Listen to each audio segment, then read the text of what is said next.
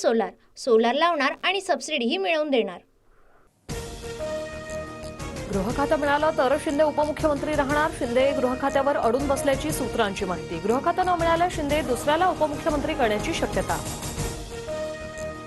भाजप एकनाथ शिंदेना गृहमंत्रीपद देण्यास तयार नाही। गृहमंत्री पदावरून शिंदे गट आणि भाजपात रस्सीखेच। महायुतीची बैठक लांबणीवर, काळजीवाहू मुख्यमंत्री शिंदे साताऱ्यातील दरी गावात दाखल।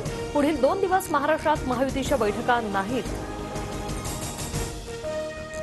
शिंदे गावाला जाण्याआधी अनेक नेत्यांनी वर्षावर घेतली शिंदेंची भेट। गोगावले, केसरकर, कीर्तीकर यांच्यासह आव्हाड आणि बच्चू कडूंनीही घेतली शिंदेंची भेट।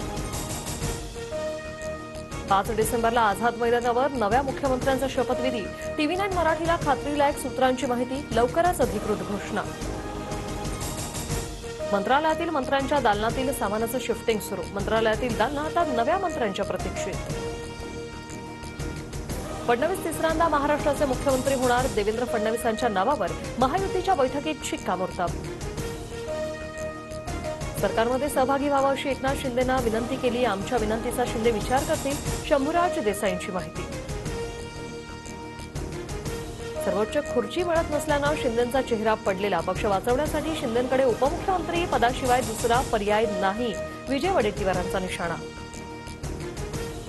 महायुतीत एकनाथ शिंदेंचा योग्य सन्मान राखला जाईल। शिंदेंचा सन्मान म्हणजे आमचा सन्मान, दीपक केसरकरांचं विधान।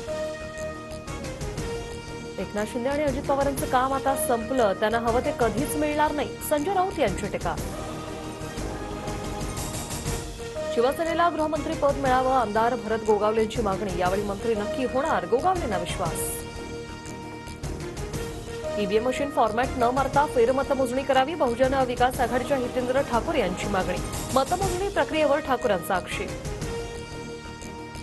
निवडणूक आयोगावर टीका करताना भाई जगतापांची जीभ घसरली। जगतापांकडून निवडणूक आयोगाला श्वानाची उपमा, तर जगतापांचं बोलणं वासाळगरांसारखं। प्रवीण दरेकरांचं प्रत्युत्तर। वक्फ बोर्डाला 10 कोटींचा निधी देण्याचा निर्णय अखेर रद्द। काळजीवाहू सरकार असताना वक्फ बोर्डाला निधी देण्याचा प्रकार चुकीचा। प्रशासनाने काढलेल्या जीआरवरून फडणवीसांनी कान टोचले।